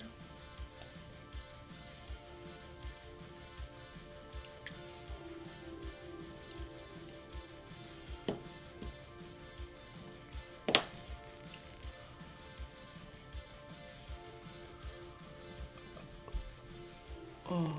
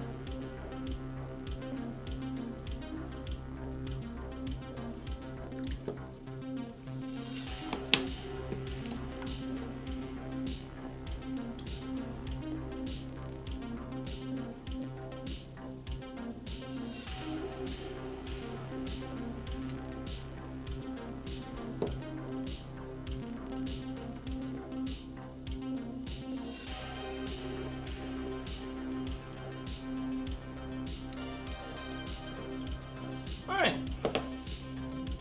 Pretty happy with that.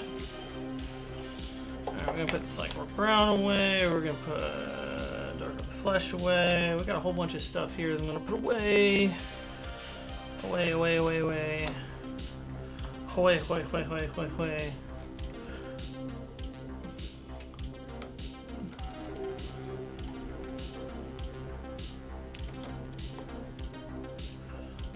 Wildwood. Let's keep Wildwood out. Dark Angel's red. Oh, let's go in and flash that goes all the way over here. Dark Angel's red. Goes up there. Snake Bite Leather. There. Alright.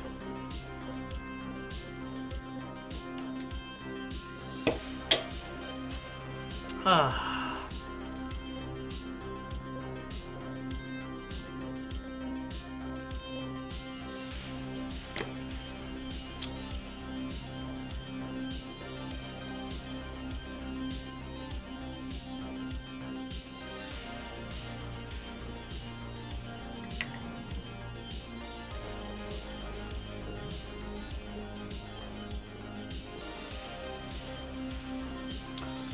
Oh well, who knows where that antennae went. Is gone, lost to time and space.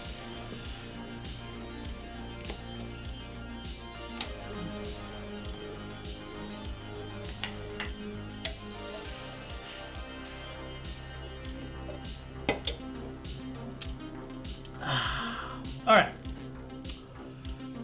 Man, we are halfway through the minis I had as a goal to finish by the end of the week.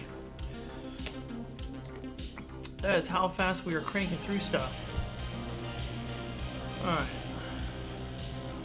Busting out Basilicum Gray. This is a great gray paint for painting rocks.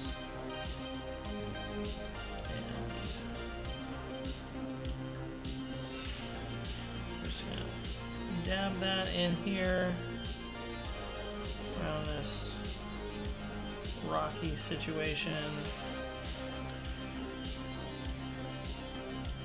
And we're just gonna paint this whole thing. Maybe that's more like a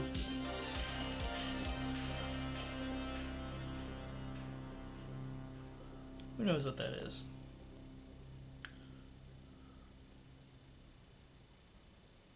But I'm just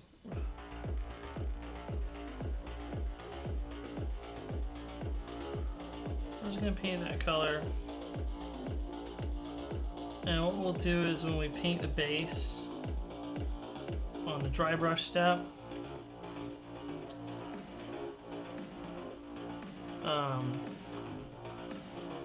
we will put a little bit of the dry brushing on the rock.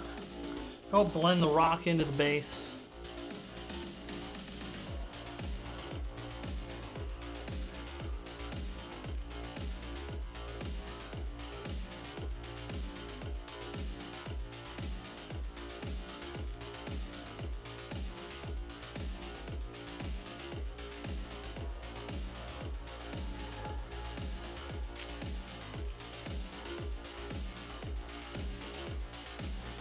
Get a little bit of this gray on the base.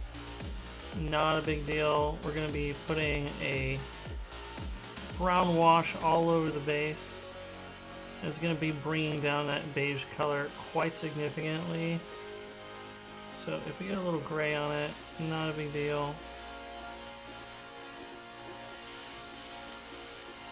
The biggest thing we want to do is create some contrast against the feet, so the feet stick out more.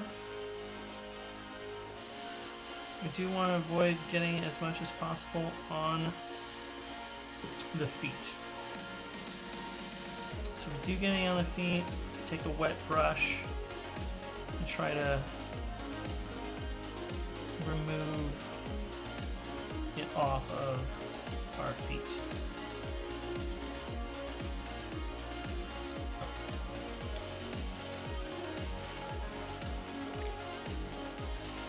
On the feet and the tail bit is going to stand out a lot more again once we put the wash on the base.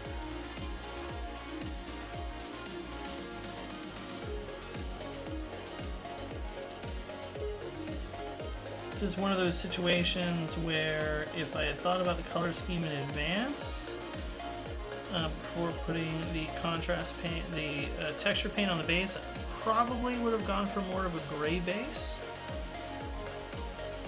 to allow the browns and the light tan colors of the centipede to sort of stick out more, but it's okay. We'll fix it when we darken the base.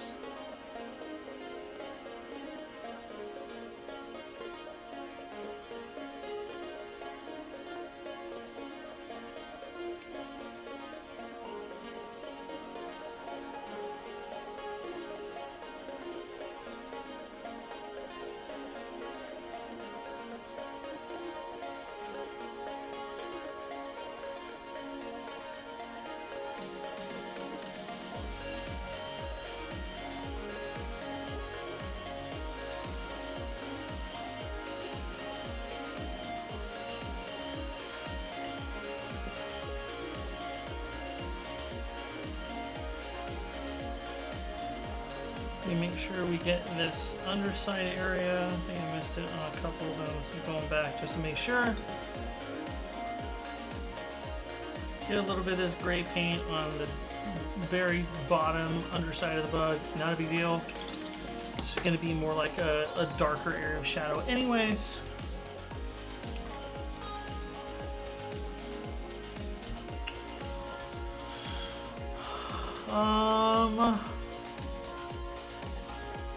Okay.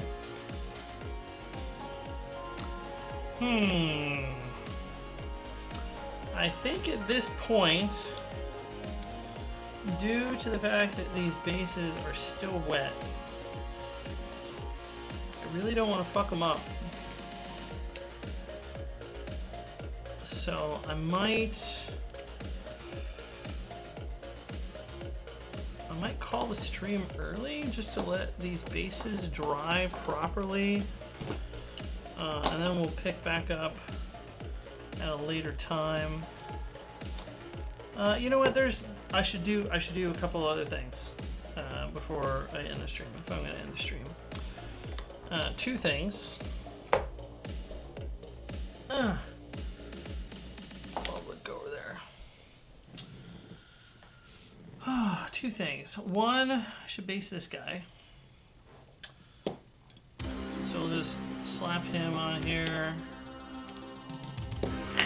Pull out our texture paint again. And just get the texture going. Should probably also do it for the rest of these, but I don't want to like kill myself right now. I have all week to get these models done.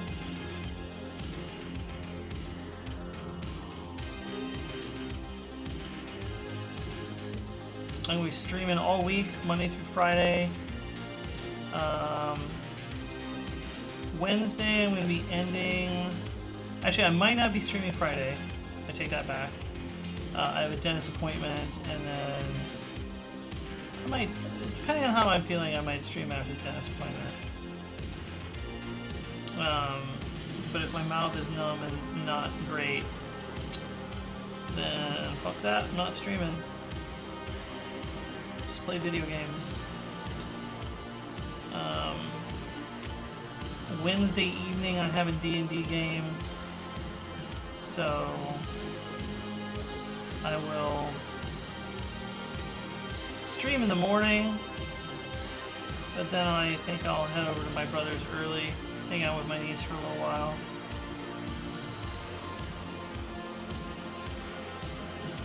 Actually, no, I won't do that because I think Stacy's hosting this week.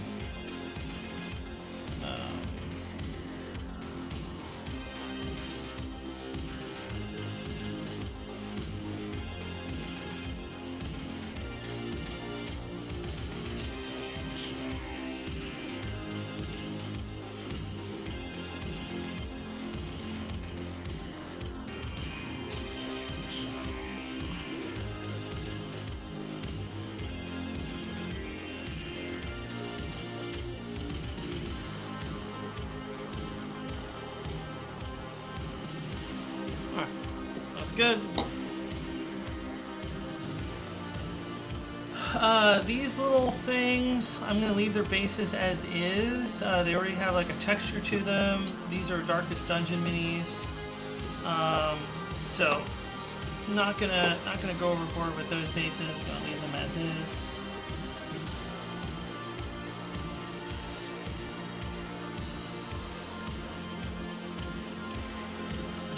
Going to be painting them gray, maybe with a dry brushing, I'm not sure. It's actually going to be the first Darkest Dungeon minis I'll be painting, so we'll see how I want to paint them. Yeah, those are all still really drying. Do not want to fuck with them. All right, the last thing I want to do is this guy. This is a clear resin mini. It was printed clear because the player. This is going to be a player character model. Quite atrociously big. It really, his base, I had to go with the 32mm base, and even then, he barely stays on that base. But hey, he's a big boy.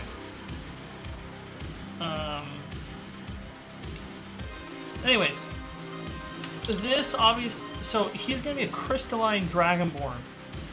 The sword itself, I think I want to leave as clear as possible and paint that with like a translucent yellow and oranges to actually give it like a translucent flame effect or a transparent flame effect.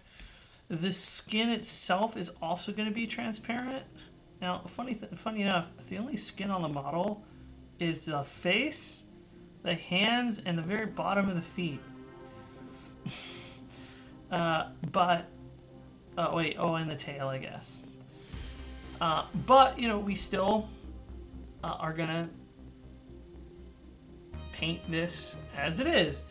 It's gonna be quite challenging to paint. I've done these before where it is a model that is part transparent and part not.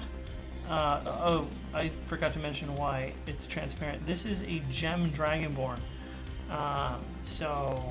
I've done this once before, like I said, and the way that I do this is I take Ardcoat, which is Citadel's sort of glossy varnish, clear varnish, and I'm going to paint this clear varnish on all of the places that are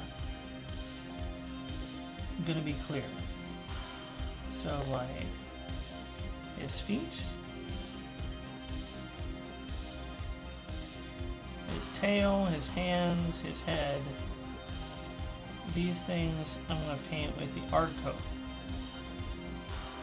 And the Ardcoat is enough of a binder to allow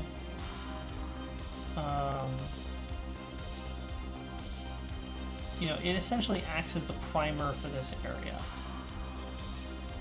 Because all I'm going to do after I put this Ardcoat on there is I'm going to make a second pass, putting on a light green contrast paint, which will give him that emerald look, because it's an emerald dragonborn. But the rest of this model, that is not the hands, not the feet, not the head, etc., not the tail, all of the other bits, we're gonna hand prime.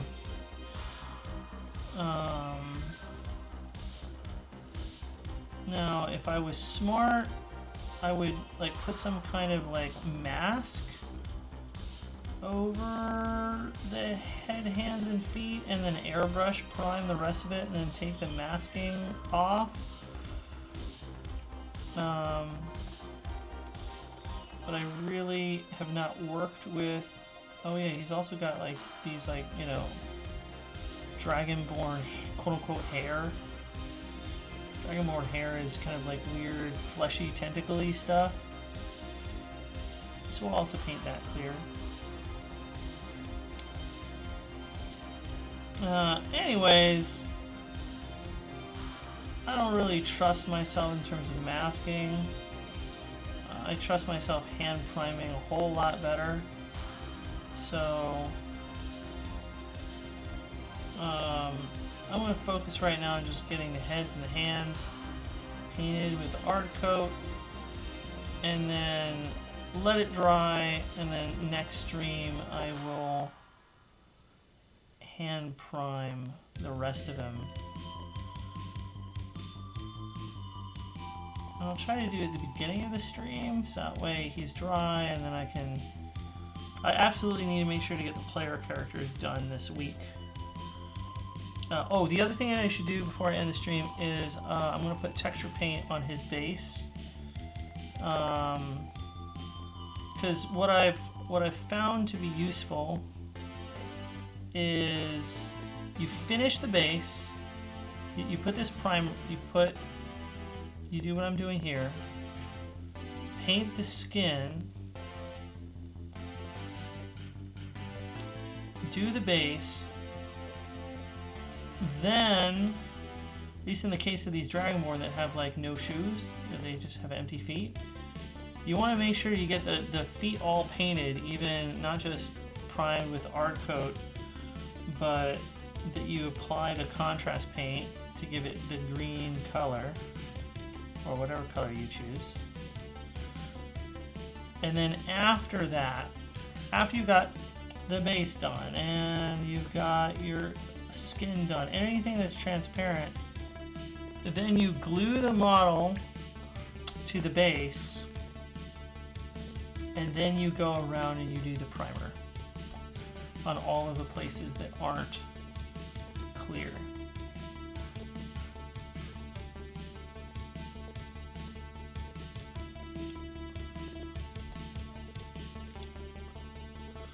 Again, I have not learned this from somebody else. I just sort of came up with this process before. I had a player in my other campaign that also wanted to play a Gem Dragonborn barbarian, actually. And that model had a lot more skin than this one showing.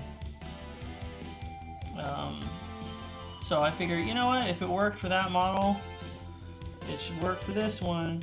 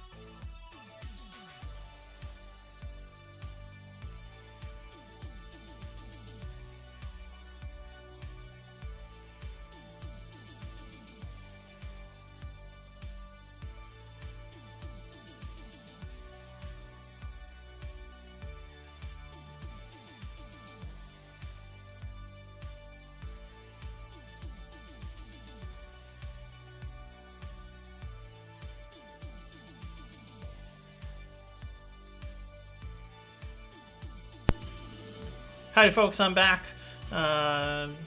Just coordinating Wednesday night D&D game. Alright, so we got our 4 giant weasels painted up here. Looks like there's a couple of spots I just want to do some quick corrections on.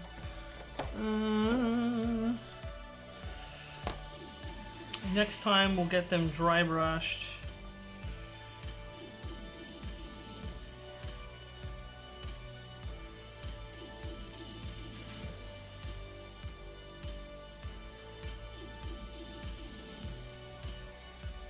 Giant freaking weasels!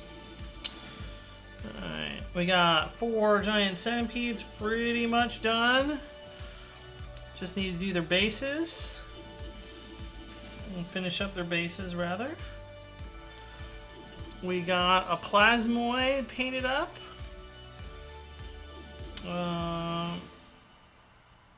Probably want to do some minor work on her. Or them, rather.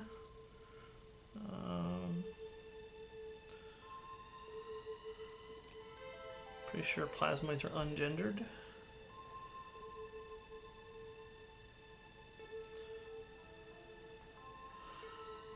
Little pink nosies on these weasels, looks cute. Ready to tear off players' faces.